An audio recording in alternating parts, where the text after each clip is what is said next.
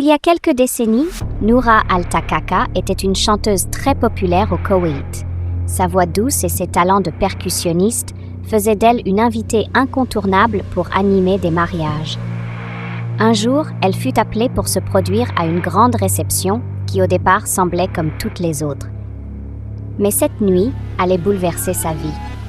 Arrivée sur place, avec son orchestre féminin, Noura ne pouvait s'empêcher de ressentir une étrange énergie dans cette maison majestueuse. L'atmosphère était lourde et les convives, bien que luxueusement vêtus, semblaient anormaux, presque inhumains.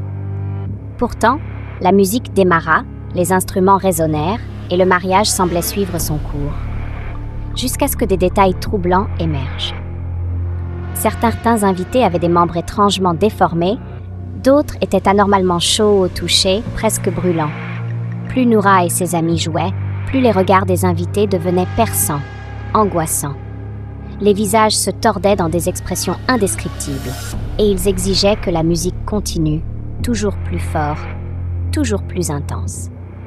C'est à ce moment que le groupe de Noura réalisa qu'il ne s'agissait pas d'un simple mariage, mais d'une cérémonie surnaturelle, un événement d'esprit.